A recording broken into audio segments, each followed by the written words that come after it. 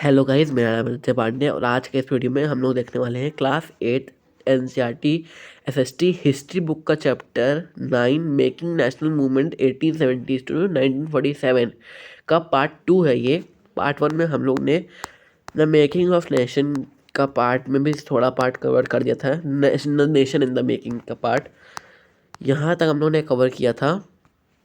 इस पार्ट तक इससे हम लोग को इस पैराग्राफ से हम लोग को शुरू करना था। चलिए इस वीडियो जल्दी से शुरू करते हैं। The early Congress also raise a number of economic issues. जो अर्ली कांग्रेस यानी कि शुरुआत वाली कांग्रेस थी उसने बहुत सारे इकोनॉमिक इशूज़ रेस किए यानी कि खड़े किए। It declare that British rule had led to poverty and famines. ये डिक्लेयर करी कि जो ब्रिटिश रूल्स हैं वो जो पॉवर्टी यानी कि जो पैसे हैं उनको कम कर रही है, गरीबी ला रही है, और फेमाइंस यानी कि वही गरीबी ला रही है। मतलब एक तरह से ड्रेन ऑफ वेल्थ हो रहा है ब्रिटिश रूल की वजह से। हम लोगों का पैसे बहुत ज़्यादा ख़त्म हो रहे हैं और ब्रिटिश रूल हम लोगों के पैसे ले जा रहे हैं। और यहाँ पर हम लोग के देश में पॉवर्टी और फेमाइंस फैल रहा है। Increase in the land revenue had impoverished peasants and zamindar. जो लैंड रेवेन्यू जो ब्रिटिश रूल है वो इंक्रीज़ कर दे रहा है लैंड रेवेन्यू को। इसकी वजह से जो पीजेंट्स और ज़मींदार हैं वो पावराइज्ड हो जाते हैं। And exports of grains to Europe had created food shortage. और जो ग्रेन्स है यानी कि जो अनाज उग रहा है हम लोग के देश में वो सबको यूरोप में वो लोग एक्सपोर्ट करवा रहे हैं। कौन करवा रहा है? ब्रिटिश रूल करवा रहा है, यानी कि ब्रिटिश गवर्नमेंट करवा रही है इंडिया की। और जब उसको एक यूरोप पे एक्सपोर्ट करा दे रहे हैं सारा का सारा, तो हम लोग क्या फूड की शॉर्टेज हो जा रही है।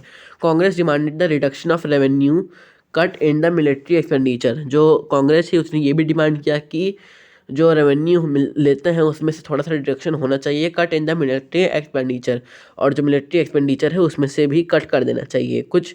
मतलब जो मिलिट्री एक्सपेंडिचर है उसमें से जो पैसा लगाया जाता है मिलिट्रीज़ में उसको थोड़ा सा कम कर देना चाहिए।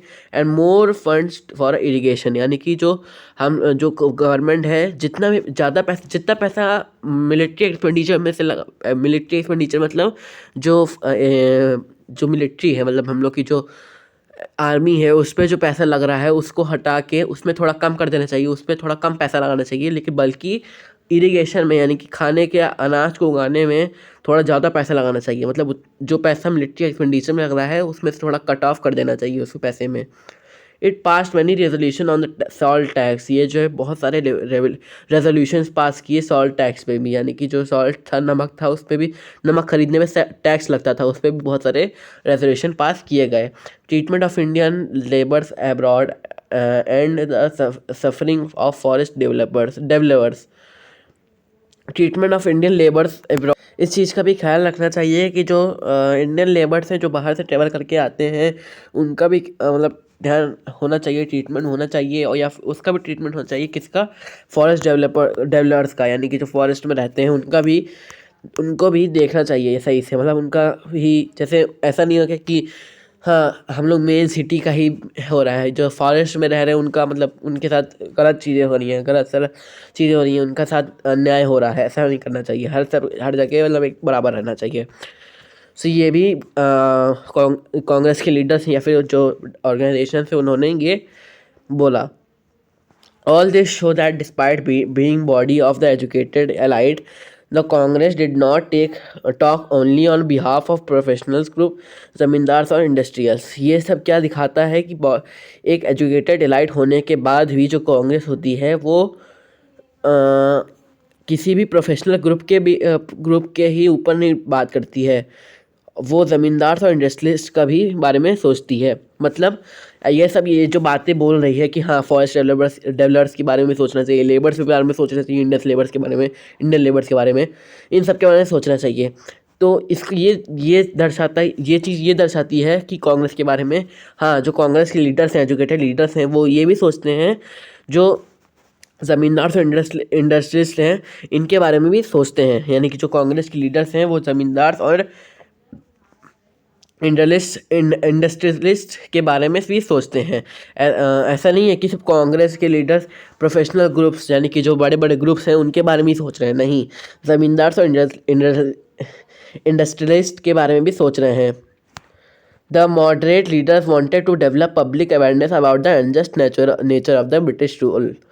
जो मॉडरेट लीडर्स यानी कि जो बीच के लीडर्स होते हैं वो ये भी सोचते हैं, डेवलप करना चाहते हैं पब्लिक अवेयरनेस को भी डेवलप करना चाहते हैं, ताकि जो about the unjust nature of British rule, जो ब्रिटिश रूल का अनजस्ट नेचर यानी कि जो गलत नेचर है उसको भी डेवलप करना चाहते हैं।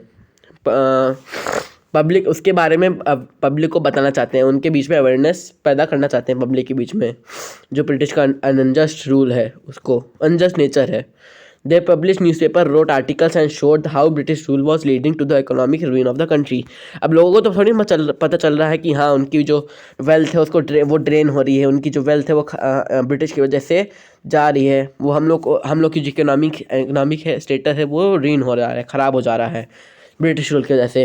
तो वो लोग क्या करते थे, जो कांग्रेस के लीडर्स थे, एजुकेटेड लीडर्स एलाइट थे, वो सब क्या करते थे, न्यूज़पेपर लिखते थे, आर्टिकल्स लिखते थे और ये दर्शाते थे कि जो ब्रिटिश रूल्स है वो हम लोग की जो इकोनॉमिक स्टेटस है, इकोनॉमिक का जो है इकोनॉमिक एक्टिविटीज़ हम लोगों की उसको जो है रूइन कर रहे हैं, हम लोग के कंट्री के इकोनॉमिक स्टेटस ख़राब कर रहे हैं। They criticised British rule in the India speeches and sent representatives to different parts of the country to mobilise public opinion. वो क्रिटिसाइज़ करते थे ब्रिटिश रूल को, मना करते थे ब्रिटिश रूल को, इंडिया स्पीचेस अपने स्पीचेस में ब्रिटिश रूल को मना करते थे। And send the representatives to different parts of the country to mobilise public opinion. और जो अपने रिप्रेजेंटेटिव्स को, जो कांग्रेस में लीडर्स थे वो अपने रिप्रेजेंटेटिव्स को भेजते थे अलग अलग पार्ट के देशों के, अलग अलग इंडिया के अलग अलग पार्ट्स में लोगों को भेजते थे अपने रिप्रेजेंटेटिव्स को, कांग्रेस के लीडर्स। और फिर क्या करते थे कि उन रिप्रेजेंटेटिव्स को कहते थे कि अपने जो मोबिलाइज पब्लिक है, जो पब्लिक है उनके ओपिनियन लेके आओ, यानी कि क्या पब्लिक कहना चाहती है वो उनके ओपिनियन लेके आओ, ताकि वो लीडर्स ब्रिटिश गवर्नमेंट के सामने उस ओपिनियन को रख सकें। क्योंकि वो लोग एजुकेटेड थे तो उन लोगों को पता है कि चारों तरफ क्या चल रहा है, ये क्या क्या ब्रिटिश रूल हम लोग के साथ कर रहा है, ये सब हम लोग को क्या नुकसान हो रहा है, ये सब पता चल रहा है। तो वो लोग वही चीज़ दिखा रहे थे, अपने ओपिनियन पब्लिक से बोल रहे थे कि अपने ओपिनियन आप शेयर करिए। They felt that the British had respect for the ideals of freedom and justice। वो ये उनको फेल्ट हो रहा था, या फिर उन लोगों को ये लग रहा था कि जो ब्रिटिश है वो जो है had respect for the ideals of freedom and justice. जो ब्रिटिश है उनको भी रिस्पेक्ट है, उनको ब्रिटिश को ये रिस्पेक्ट है आइडियल्स की, यानी कि फ्रीडम और जस्टिस की उनको ब्रिटिश को भी रिस्पेक्ट है। And so they would accept the just demand of Indians. और ये जो लीडर्स थे वो लोग ये सोचते थे कि हाँ ब्रिटिश को भी फ्रीडम और जस्टिस की रिस्पेक्ट होगी, और जो इंडियंस की डिमांड आएगी उसको भी वो लोग एक्सेप्ट कर लेंगे आसानी से। व्हाट वाज नेसेसरी, और क्या इसमें नेसेसरी था, therefore was to express their demands, और जो बस यही था कि वो लोग अपनी डिमांड्स को एक्सप्रेस कर लें। And make the government aware of feeling of the Indians, और ये अवेयर करवा दे गवर्नमेंट को हाँ कि इंडियंस भी उनके बारे में भी सोचें, इंडियंस के बारे में भी सोचें। तो मतलब वो टोटली ये चाहते थे कि हाँ गवर्नमेंट को ये लगना चाहिए कि इंडियंस भी हैं, इंडियंस को भी हम लोगों को अपनी एडमिनिस्ट्रेशन में अपना एडमिनिस्ट्रेशन में दाखिला देना चाहिए, उनको भी अपना एडमिनिस्ट्रेशन चलाने का मौका मिलना चाहिए, उनको भी हर चीज़ में इंक्लूड करके रखना चाहिए। सिवाय ब्रिटिश को ही सिर्फ नहीं रखना चाहिए हर चीज़ के आगे में। नहीं तो उस समय क्या होता था जब ये सब नहीं थे, कांग्रेस लीडर ऐसे वगैरह वगैरह, सो ये होता था कि जो ब्रिटिश है सिर्फ ब्रिटिश ही हर जगह थे, मतलब हर जगह ब्रिटिश रूल चलता था, बहुत ही कम इंडियंस थे जो कि ये सब चीज़ों में आए थे। अब अगला टॉपिक पढ़ते हैं जिसका नाम है freedom is a birth right. Freedom जो है वो हम लोगों का बर्थ राइट है। By the 1890s many Indians began to raise questions। जो 1890 जब तक 1890s आया तब तक जो इंडियंस, बहुत सारे इंडियंस थे वो बहुत सारा क्वेश्चन रेज करने लगे, यानी बहुत सारे क्वेश्चन पूछने लग गए about the political style of Congress की पॉलिटिकल स्टाइल के बारे में। बहुत सारे लोग पूछने लग गए, बहुत सारे इंडियंस पूछने लग गए 1890s आते आते इन बंगाल, महाराष्ट्र एंड पंजाब में, बंगाल में, महाराष्ट्र में, इन सब जगहों में बहुत लोग पूछने लग गए पॉलिटिकल स्टाइल ऑफ कांग्रेस के बारे में। Leader such as Bipin Chandra Pal, Bal Gangadhar Tilak and Lala Lajpat Rai were beginning to explore more radical objectives and methods. जो लाला लाजपत राय थे, बाल गंगाधर तिलक थे, बिपिन चंद्र पाल थे, ये सब और भी एक्सप्लोर करने लग गए रेडिकल ऑब्जेक्टिव एंड मेथड्स। तो यहाँ रेडिकल का मतलब ये है कि यहाँ रेडिकल का मतलब ये है कि चेंजेस लाने की, चेंजेस यहाँ पर इसका मतलब है। जैसे यहाँ पर ये है कि बिपिन चंद्र पाल, बाल गंगाधर तिलक, लाला लाजपत राय, यानी कि इन लोगों को लाल बाल पाल भी कहा जाता है ना। सो ये जो सब लोग हैं वो लोग अलग अलग मेथड्स और ऑब्जेक्टिव्स ढूंढ रहे थे, ताकि वो लोग अब देखो गवर्नमेंट, कांग्रेस तो अलग अलग तरीके से अपनी बातों को गवर्नमेंट की तरफ तो पहुंचा रही थी, लेकिन ये लोग अलग अलग तरीके और अपना रहे थे, और भी तरीके का खोज कर रहे थे, और भी मेथड्स और ऑब्जेक्टिव्स की खोज कर रहे थे कि हाँ इस तरह भी हम लोग पहुंचा सके अपनी बातों को। They criticise the moderates for their politics of prayer. वो लोगों जो ये सारे बाल गंगाधर थे लोग, लाला लाजपत राय वगैरह थे सब, ये सब लोग क्या कहते थे, मॉडरेट्स को ये बताते थे कि जो है मॉडरेट से रहना अच्छा, हम लोगों को importance of they criticise the moderates for the politics of prayers and emphasise the importance of self reliance and constructive work. वो ये बताते थे मॉडरेट्स को कि पॉलिटिक्स ऑफ प्रेयर, यानी कि यहाँ को ये मतलब हम लोगों का ये है कि जो मॉडरेट सोचते थे ना कि हाँ ब्रिटिशर्स जो है रिस्पेक्ट करते हैं, हम रिस्पेक्ट करते हैं रिलीजन और इन सब की, सोशल और रिलीजन की, तो वो लोग तो इंडियन की बात मान लेंगे। तो यही चीज़ कहते थे मॉडरेट, मतलब इसी बात पे ये सब लोग कहते थे, इसी बात पे ये सब लोग कहते थे कि हम लोग को इन सब चीज़ों पे डिपेंड नहीं रहना चाहिए। हाँ, कि हम लोग इन सब चीज़ों पे डिपेंड रहें कि ब्रिटिश तो रिस्पेक्ट करते हैं इन सब बातों की, तो हाँ ये तो मान ही लेंगे, तो इन सब चीज़ों पे हम लोग को डिपेंड नहीं रहना चाहिए। हम लोगों को अपना खुद का सब कुछ करना चाहिए, हम लोगों को अपने ऊपर ही डिपेंड रहना चाहिए। Self reliance and constructive work, यानी कि खुद से सब कुछ करें, खुद से सब कुछ कंस्ट्रक्ट करें, खुद से सब कुछ बनाएं, किसी और पे कोई हम लोग डिपेंड ना रहें, यानी कि ब्रिटिशर्स पर हम लोग डिपेंड ना रहें, हम लोग सब कुछ अपने आप से ही करना होगा हम लोगों को। They argued that the people must rely on their own strength, not on the good intention of the government. देखिए यहाँ भी लिखा है कि ये वो लोग पीपल से बोलते थे कि हम लोगों को अपने ऊपर ही रहना है, अपनी स्ट्रेंथ पे ही रहना है, ना कि हाँ not on the good intention of the government.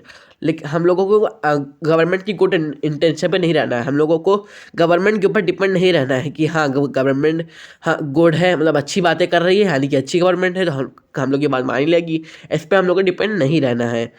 हम लोग को अपने आप पे डिपेंड रहना है। People must fight for the Swaraj. People को, यानी कि लोगों को स्वराज के लिए फाइट करना है। स्वराज मतलब स्व प्लस राज, अपना खुद का राज। स्व मतलब स्वयं मतलब अपना खुद का राज। स्व मतलब खुद और राज मतलब, समझ गए, स्वराज मतलब खुद का राज। पीपल को खुद का स्वराज के लिए फाइट करना चाहिए। तिलक रेस द स्लोगन, और जो बाल गंगाधर तिलक थे, उन्होंने एक स्लोगन लिखा, freedom is my birth right and I शिल हैव इट। जो फ्रीडम है वो मेरा जन्म सिद्ध अधिकार है, और हम लोगों को इसको लेना भी चाहिए, इसका भी अनुभव करना चाहिए।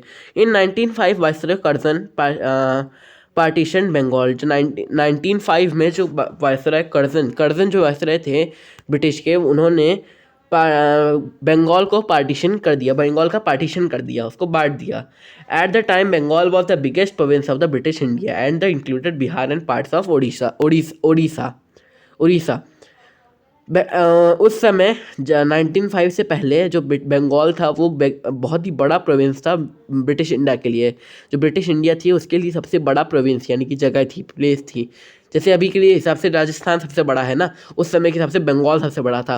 बंगाल क्या क्या और जो जब पार्टीशन हुआ तो क्या क्या बढ़ गया, बिहार बढ़ गया, उड़ीसा बढ़ गया, लेकिन उससे पहले क्या था, बंगाल में बिहार, जो आज बिहार है वो भी आता था बंगाल के पार्ट में, उड़ीसा को कुछ पार्ट बंगाल में ही आता था, मतलब इतना बड़ा बंगाल था, आप समझ सकते हो कितना बड़ा होगा।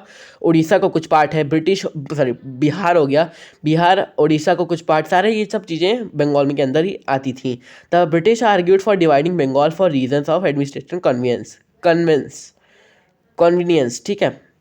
जो ब्रिटिश थे वो आर्ग्यूड किए थे, इसलिए बोले थे बंगाल को डिवाइड करने के लिए, कुछ एडमिनिस्ट्रेटिव कन्वेंस की वजह से, ठीक है, एडमिनिस्ट्रेटिव कन्वेंस, ठीक है, कन्वीनियंस की वजह से, ताकि अच्छे से वो लोग अपना रूल चला सकें। But what did administrative convenience mean, अब क्या अब यहाँ पे जो एडमिनिस्ट्रेटिव कन्वीनियंस मीन लिखा है, मतलब लिखा है यहाँ पे एडमिनिस्ट्रेटिव कन्वीनियंस, इसका मतलब हुआ क्या, whose convenience did it represent, अब किसका कन्वीनियंस, एडमिनिस्ट्रेटिव कन्वीनियंस तो किसका convenience, clearly it was closely tied to be interest of British officials and businessman. अब यहाँ पे हम लोग को पता, साफ साफ पता चल रहा है किसका कन्वीनियंस, किसका, ब्रिटिश ऑफिशियल्स और बिजनेसमैन का। Even so instead of removing the non Bengali areas from the province, even so instead of removing non Bengali area from the province, उस प्रोविंस में से नॉन बंगाली एरिया भी रिमूव कर देना। इसका मतलब यही हुआ ना कि ब्रिटिश ऑफिशियल और बिजनेसमैन का convenience.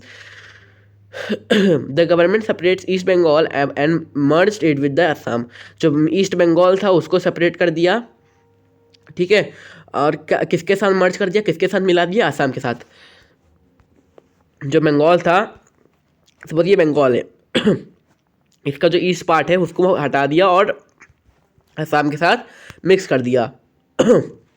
Perhaps the main British motives were to curtail the influence of Bengal politics and to split the Bengal people. जो ब्रिटिश का मेन मोटिव था, वो मेन मोटिव क्या था इसको सेपरेट करना, मेन मोटिव ये था ताकि जो बंगाल पॉलिटिशियंस है, बंगाली पॉलिटिशियंस हैं उनको, और जो बंगाली पीपल हैं उनको स्प्लिट कर देना, अलग अलग कर देना, मतलब बिखेर देना, कि जैसे उन्होंने बांट दिया ईस्ट बंगाल को, असम के साथ मर्ज कर दिया, असम के साथ जोड़ दिया। सो क्या हुआ उससे कि जो बंगाली पॉलिटिशियंस से कुछ वो सब अलग हो गए, और जो बंगाली पीपल से वो भी अलग हो गए। इससे वो लोग के जो ब्रिटिश होंगे ना, उनके ऊपर, उनके अगेंस्ट जो बातें चल रही थी वो थोड़ी सी कम हो जाएंगी, क्योंकि सबसे मेन जो स्टेट था उस समय के हिसाब से इस ब्रिटिश इंडिया के लिए, जो सबसे मेन स्टेट था वो था बंगाल, ठीक है। The partition of Bengal infuriated people all over the India, जो बंगाल का पार्टीशन था वो जो पूरे इंडिया के पीपल के लिए एक इन्फ्यूरिएटेड बन गया था। All section of the Congress, the moderates and the radicals are they as they may be called opposed it, जितने भी मॉडरेट्स थे, रेडिकल्स थे, यानी कि जो बाल गंगाधर लाल बाल, आपको याद होगा ना, वो जितने लोग थे, मॉडरेट्स थे, रेडिकल्स थे, सबके सब इस चीज़ को अपोज किए थे कि हाँ बंगाल का पार्टीशन नहीं होना चाहिए। Large public meeting and demonstration were organise and novel methods to mass protest developed, बहुत सारे पब्लिक मीटिंग्स और डिमॉन्स्ट्रेशन, बहुत सारी डिमॉन्स्ट्रेशन और पब्लिक मीटिंग्स ऑर्गेनाइज की गई थी, और मास प्रोटेक्ट भी डेवलप कर दिया गया था, ठीक है, नोवल मास प्रोटेक्ट भी डेवलप कर दिया गया था। The struggle that unfolded the came to be known as the Swadeshi movement, और जो ये स्ट्रगल बन के आया, जो ये पार्टीशन हो रहा था उस समय का जो स्ट्रगल बन के आया, उसका नाम क्या रखा गया, swadeshi movement. Strongest in Bengal but with the echoes elsewhere too. In deltaic Andhra, for instance, it is known as the Vande Mataram movement। और डेलेटिक आंध्रा का जब इंस्टेंस हुआ, यानी कि जब उसको यही चीज़ डेलेटिक आंध्रा में हुई, तब इसको किस नाम से पुकारा गया, वंदे मातरम मूवमेंट। जब बंगाल के लिए सब चीज़ें की गई थी तब इसको कहा था स्वदेशी मूवमेंट, और जब यही सेम चीज़ जब डेलिकेटिक आंध्रा के लिए भी की गई, तब जो है इसको कहा गया वंदे मातरम मूवमेंट। ये सब चीज़ें बहुत ज़्यादा इम्पोर्टेंट है। तो अगर हम बढ़ते हैं आगे, यहाँ पे है thousands join the demonstrations during the Swadeshi movement. जब स्वदेशी मूवमेंट हुआ था तब की फ़ोटो है ये, कि बहुत 1000 लोग ज्वाइन किए थे, बहुत लोग ज्वाइन किए थे स्वदेशी मूवमेंट को। The Swadeshi movement sought to oppose British rule and encourage the Swadeshi movement sought to oppose British rule and encourage the ideas of self-help। ठीक है, स्वदेशी मूवमेंट क्या दिखाता है कि sought to oppose the British rule, British rule को oppose करना, and encourage the ideas of self-help। स्वदेशी मूवमेंट ये भी बताया कि जो ब्रिटिश रूल है उसको अपोज करें, यानी कि उसको अगेंस्ट जाएं या फिर उसको ना माने एक तरह से। And encourage the ideas of self help, यानी कि खुद की हेल्प खुद ही से करना, किसी और की मदद ना लेना, बाहरी की मदद ना लेना। स्वदेशी enterprise national education and use of Indian languages. ठीक है, स्वदेशी इंटरप्राइज मतलब स्वदेशी जगह, यानी कि यही देश में खुद ही से बनाया हुआ सामान यूज़ करना। नेशनल एजुकेशन, यानी कि यहीं इंडिया में जो एजुकेशन दी जा रही है उसी को लेना, कहीं बाहर की एजुकेशन ना लेना, और कहीं बाहर का सामान भी नहीं यूज़ करना, और इंडियन लैंग्वेजेस यूज़ करना, ना कि कहीं बाहर की लैंग्वेज ना यूज़ करना। To fight for Swaraj the radicals advocate mass mobilisation and boycott of British institution and goods. अगर हम लोग स्वराज के लिए लड़ना है, तो रेडिकल्स एडवोकेट मास, जो रेडिकल्स थे उन लोगों ने ये भी बताया, अगर हम लोग स्वराज से लड़ना है तो हम लोग को बॉयकॉट करना होगा ब्रिटिश इंस्टीट्यूशन को और उनके गुड्स को। Some individual also begin to suggest that revolutionary violence would be necessary to overthrow the rules. यहाँ रेवोल्यूशनरी वायलेंस के बारे में लिखा हुआ है यहाँ पे, the use of violence to make a radical change within the society.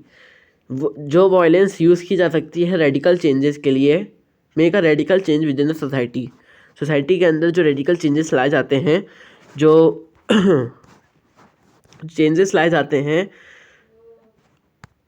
तो यहाँ पे लिखा है ना कि बहुत लोग ऐसा भी किए कि रेडिकल चेंजेस, मतलब रिवॉल्यूशनरी वायलेंस भी किए, यानी कि जो चेंजेस लाए गए थे रेडिकल्स के द्वारा, वो भी उनको चेंजेस को इस तरह ले लिए कि वो लोग वायलेंस करने लग गए।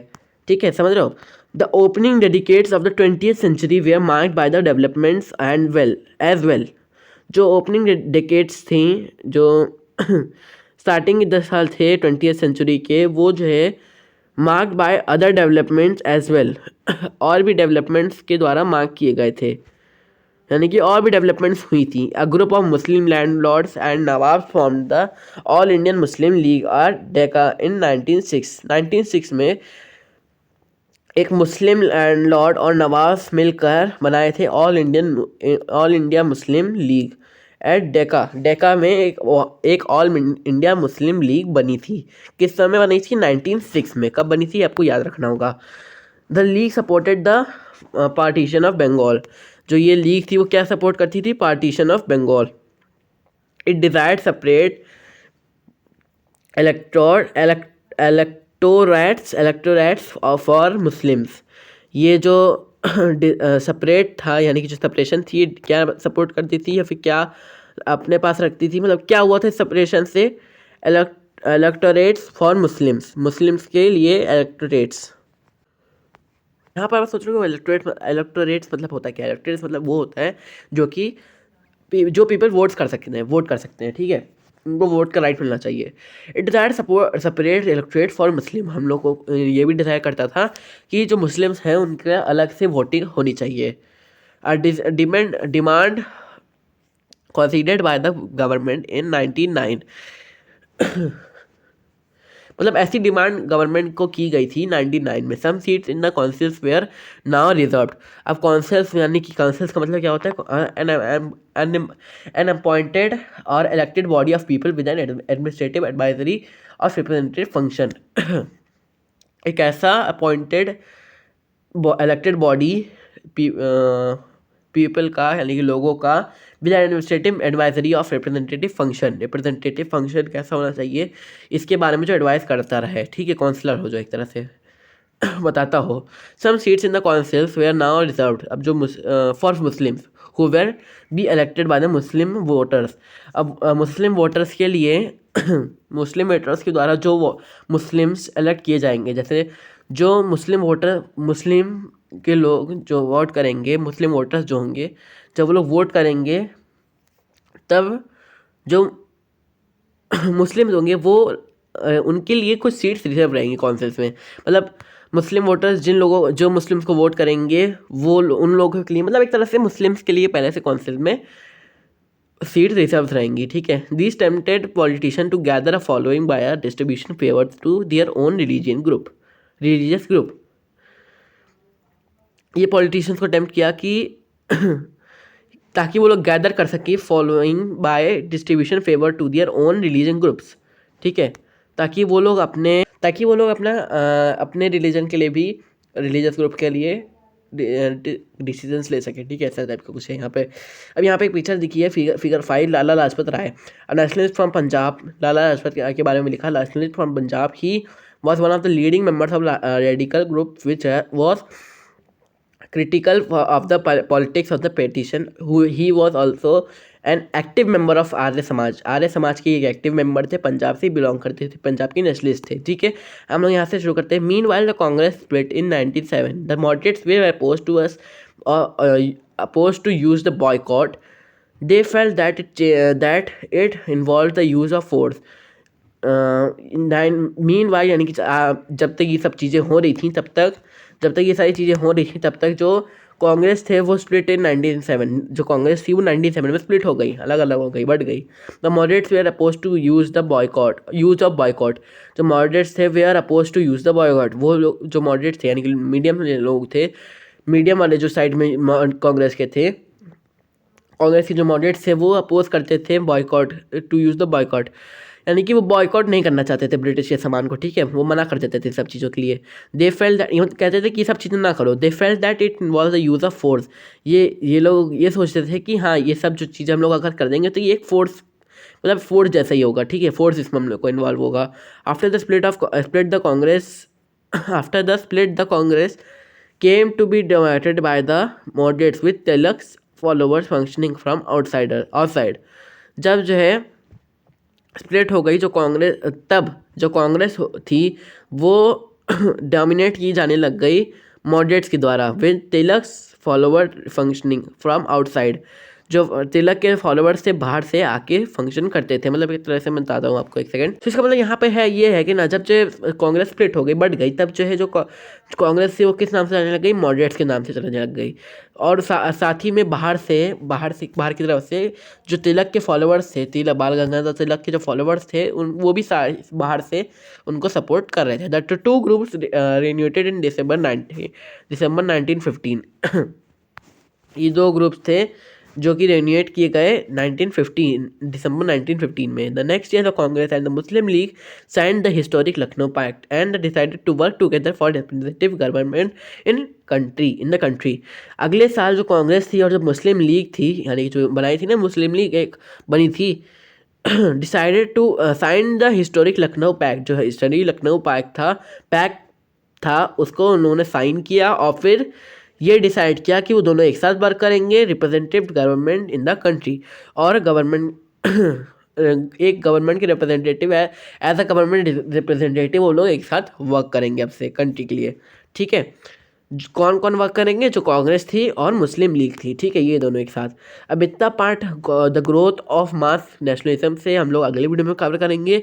अगर ये वीडियो अच्छी लगी आप लोगों को तो लाइक करना, चैनल पर नहीं तो सब्सक्राइब कर लेना, और बगल में जब सब्सक्राइब करोगे तो बेल आइकन आएगा, उसको जरूर से प्रेस कर लेना। अगर आपको ऐसी नोटिफिकेशन जब मैं वीडियो अपलोड करूँ तब मिल जाएगी। अगर आप बेल आइकन को प्रेस करोगे तब, क्या कर रहा हूँ मैं कोई बात नहीं, इसको सब ध्यान ना दो, और अपने फ्रेंड्स के ज़्यादा से ज़्यादा शेयर करो। Thanks for watching.